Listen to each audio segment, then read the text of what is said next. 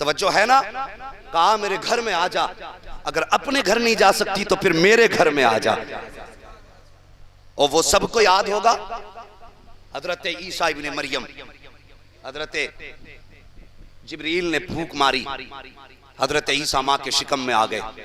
विलादत का वक्त आया तो आप कहाँ थी? बैतुल मुकद्दस में थी। रब ने हुक्म दिया, मरियम बैतुल मुकद्दस से बाहर आ जाओ। काबा भी मस्जिद है, बैतुल मुकद्दस भी मस्जिद है। फर्क देखिए, जब हजरत ईसा की अम्मी बच्चे के विलादत के वक्त हरम उस मस्जिद अक्सा में थी, हुक्म हुआ बाहर निकलो।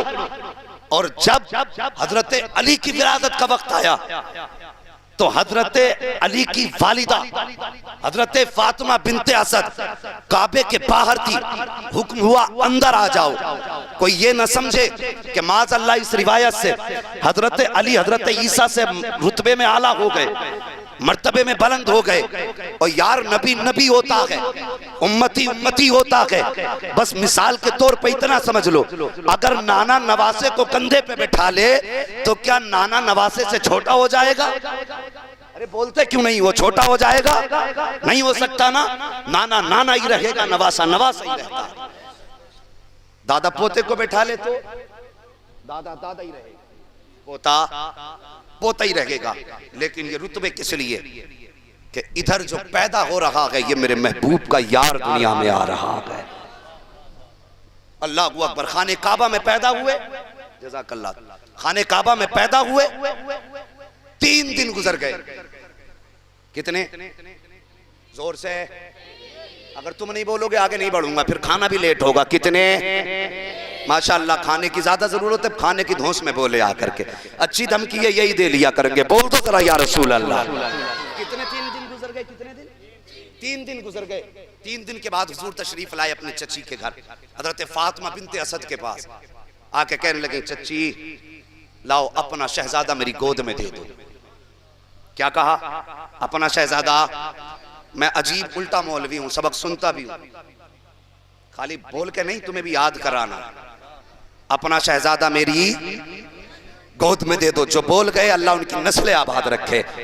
और कहने की जरूरत नहीं है, अली भी जानता है, हमारा नबी भी जानता है किसके दिल में अली का प्यार है। मेरे नबी ने फरमाया, अली मुनाफिक की सबसे बड़ी पहचान यह है कि अगर तेरा नाम सुन के चेहरा बिगड़ जाए तो पक्का मुनाफिक होता है, और तेरा नाम सुन के चेहरे पे बहारें आ जाएं तो वो पक्का जन्नती होता है। हाँ, हम पलटते नहीं बेजान किताबों के वरक, हम वो पढ़ते हैं जो चेहरों पे लिखा होता है। हाँ, अगर बोझ समझ रहे हो ना तो मैं महराज भाई के कहने पे आया हूं यहां तक, वरना अल्लाह का शुक्र है बंदों के नंबर भी नहीं लगते हैं। तो कम से कम खुदा के बंदो, अगर आपने आज वक्त दिया, हमने आज दिया है, तो कुछ बैठने का, कुछ खाने का, कुछ आने का हक तो अदा किया करो। जरा सारे बोल दो सुभान अल्लाह। अल्लाह सलामत रख के। बस दिल बड़ा हो गया मेरा। तवज्जो करें, 3 दिन के बाद गए, कहा चच्ची मेरी गोद में अपना शहजादा दे दो। इतनी बात सुनी ना हजरत फातिमा बिनते असद रोने लगी। जब रोई ना वो खातून जिसको मेरा नबी माँ की तरह प्यार करता है, जो जानवरों की आंख में आंसू नहीं देख सकता, वो माँ की आंख में आंसू कब गवारा कर सकता है। मेरे नबी ने फरमाया, चच्ची अल्लाह ने बेटा दिया है, ये रोने की कौन सी वजह है, क्यों रोई है? इतनी बात मेरे नबी ने कही है।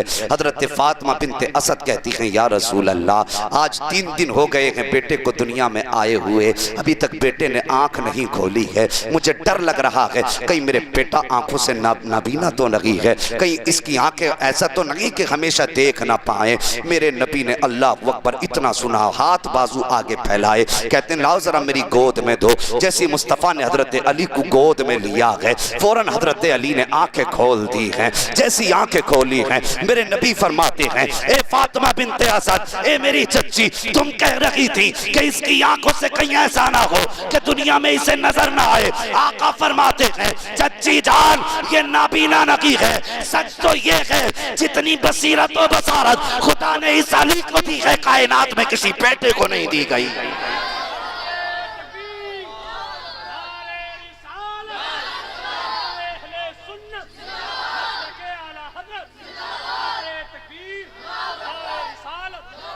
अल्लाहु अकबर, ये मेरे मौला अली हैं। सोचो पैदा कहाँ हुए? सारे बोलो अल्लाह सलामत रखे। याद है ना बात? कहां पैदा हुए? काबे में। हम लोग यहां से 3 लाख खर्च करके जाते हैं काबा देखने के लिए। कितना खर्च करते? 3 लाख काबा देखने के लिए। और अली काबे में पैदा हुए, लेकिन काबे को नहीं देखा। जो कहते हैं ना सिर्फ अल्लाह ही, सिर्फ अल्लाह ही, वो जरा गौर से सुने। अली पैदा हुए काबे में, लेकिन काबे को आंख खोल के नहीं देखा। आंख कब खोली? जब गोदे मुस्तफा में आए। अली काबा वो जगह है कि जिसकी तरफ नमाज का इरादा हो भारत वाले रुख करते काबे की तरफ, पाकिस्तान वाले रुख करते काबे की तरफ, अमेरिका का मुसलमान रुख करता है काबे की तरफ। लोग लाखों रुपए खर्च करके जाते काबा देखने के लिए, खिलाफे काबा छूने के लिए, आबे ज़मज़म पीने के लिए लाखों पैसे खर्च करके जाते हैं, तब जाके काबे तक पहुंचते हैं। ए अली, तुम तो पैदा ही काबे में हुए, फिर काबे को क्यों ना देखा? आज भी नजफ अशरफ से आवाज आती है, और नादान में अली हूं अली, मैं काबा बाद में देखूंगा, पहले काबे का काबा देखा जाए। आला हजरत फरमाते हैं हाजियों आओ, शहंशाह का रोजा देखो। काबा तो देख चुके, काबे का काबा देखो। सबसे पहले काबे का काबा देखा, और फिर जिंदगी हुजूर के साथ गुजरी मौला अली। और फिर वो दिन आया, इधर अली की विलादत, उधर सैयदा फातिमा ज़हरा की विलादत। समझ रहे हैं ना मेरी बात? अब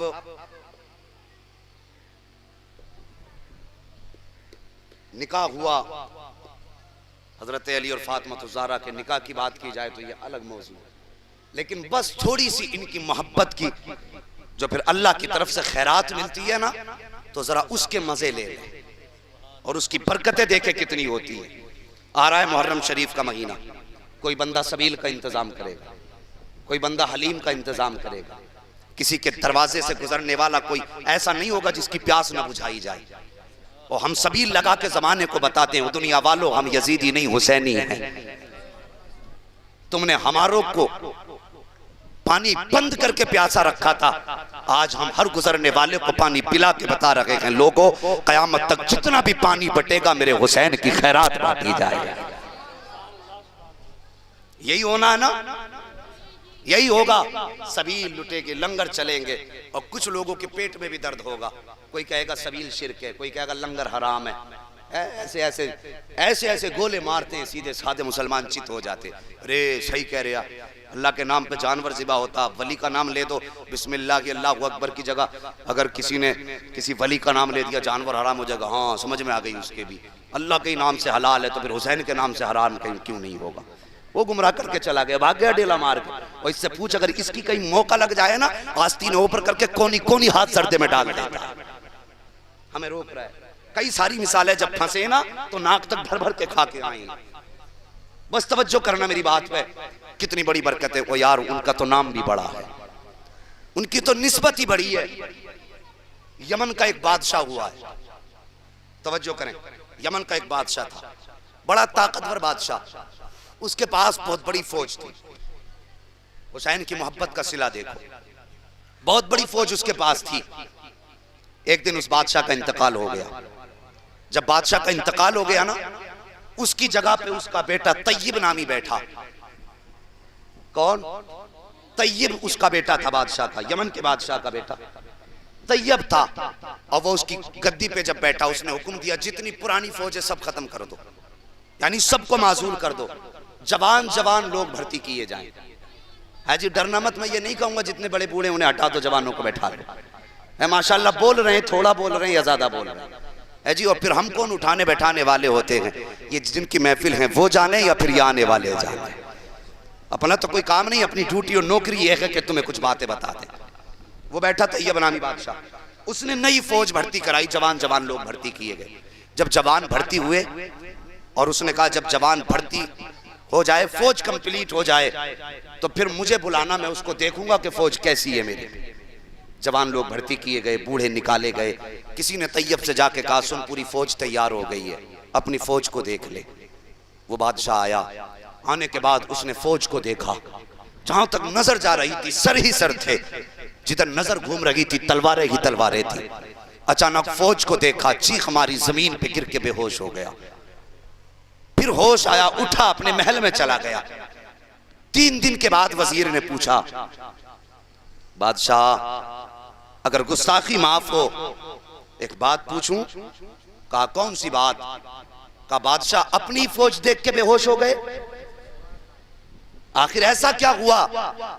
कहने लगे जब मैंने फौज पे निगाह डाली तो मुझे करबला के हुसैन याद आ गए, मुझे उनके छैमा का असगर याद आया, और मुझे ख्याल आया काश मैं करबला में मौजूद होता जब उनका अली असगर दरियाए दजला और नहरे फुरात 2 दरियाओं के बीच प्यासा रहा। काश उस वक्त मैं होता, मेरी फौज होती, मैं अपना एक एक फौजी उनके कदमों पे कुर्बान कर देता और नहरे फुरात खोद के लाके अली असगर के कदमों पे लाके बिछा देता, लेकिन हुसैन के शहजादों को प्यासा न रहने देता। आज ये फौज है, इसका क्या करूं? का इस ख्याल ने मुझको रुला दिया और इस दर्द से बेहोश हो गया। कुछ दिन इसने हुकूमत की, कुछ सालों के बाद जब इंतकाल हुआ, इसकी बस्ती में किसी ने ख्वाब में देखा कि ये तय्यब नामी बादशाह अब जन्नत की बहारों में टहल रहा है, जन्नत की बहारों में घूम रहा है। उसने कहा बादशाह, बादशाहों के हिसाब तो बड़े सख्त हुआ करते हैं, इतनी जल्दी आप जन्नत में कैसे आ गए? तो तब तय्यब नामी बादशाह ने कहा था लोगों से जाके कह देना जो तूने सवाल किया है सच किया है, जब मैं कब्र में आया था तो नेकियां नहीं थी, अगर हिसाब की बारी आ जाती तो फिर बचाने वाला कोई ना था, मेरे पल्ले में तो नेकियां ही नहीं थी, गुनाह ही गुनाह थे। का फिर पता तो सही आखिर यहाँ कौन सी नेकी लेके आ गई है, किस अमल ने यहाँ तक पहुंचाया है, कब्र की मंजिल कैसी गुजरी? उसने कहा सुन, अगर पूछना चाहता है तो सच्चाई ये है, जब तुमने मुझे कब्र में लिटाया, तख्ते लगा के मिट्टी डाली, मनो मिट्टी ढाल के वापस पलटे तो मेरी कब्र में 2 फरिश्ते आए, उनके चेहरे डरावने थे, बड़ी भयानक आवाजें थी उनकी, बड़े अजीब अंदाज में कब्र में आए हैं। जैसी मेरी कब्र में आए हैं, आने के बाद उन्होंने मुझे कब्र में उठा करके बैठाया और मुझे बैठाने के बाद सबसे पहला मुझसे सवाल करने ही वाले थे कि इतने में मैंने देखा कि कोई पीछे से बड़ी तेज रफ्तार सवारी से आ रहा है, उसने चेहरे पे नकाब डाला हुआ था, वो मेरी कब्र के करीब आया, आने के बाद मेरे पास आके ठहर गया। इतने में फरिश्तों ने कहा मर रब्बु का, तेरा रब कौन है? का जैसे फरिश्तों ने इतना कहा था, आने वालों ने कहा फरिश्तों ठहर जाओ, इससे कोई सवाल मत कर लेना, जो भी सवाल करना है मुझसे करो, तुम्हारे हर सवाल का जवाब देने में आया हो। का जब आने के बाद उसने इतनी बात कही थी, फरिश्तों ने न जाने क्या देखा, और वो इतना सुनने के बाद फरिश्ते वापस जाने लगे और वो आने वाला जाने लगा। तो मैंने कहा था मेहरबान बता तो सही कौन है, कहाँ का रहने वाला है, इस कब्र में क्यों आया है और मेरी मदद क्यों की है? तब तय्यब ने कहा था, और पूछने वाले जब मैंने इतना सवाल किया था, आने वाले ने चेहरे से नकाब हटाया और हटा के कहा था तय्यब पहचानता नहीं है, मैं कोई और नहीं हूँ, बल्कि दुनिया मुझे हुसैन कहा करती है, नबी का शहजादा कहा करती है। आका किस लिए आए हो? का याद कर वो वक्त जब तुझे खुदा ने ताकतवर फौज से नवाजा, तूने अपनी फौज को देखा, देखने के बाद मेरे बच्चों को याद किया, मुझे याद करके मेरे गम में आंसू बहाया था। तय्यब हम बड़े लजपाल हैं, हम बड़े सखी हैं, अपने ऊपर एहसान करने वालों का बदला बाकी नहीं रखते हैं। तूने हमारे गम में एक आंसू बहाया था, हम तुझे हाथ पकड़ के जन्नत में दाखिल करके जाए।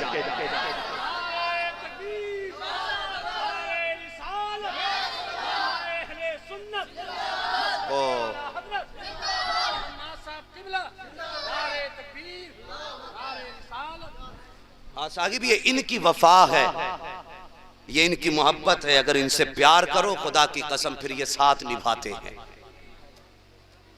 फिर ये साथ निभाते हैं, मगर शर्त है फिर प्यार भी इनसे होना चाहिए। एक बात और बता दूं अगर थके नहीं है तो आज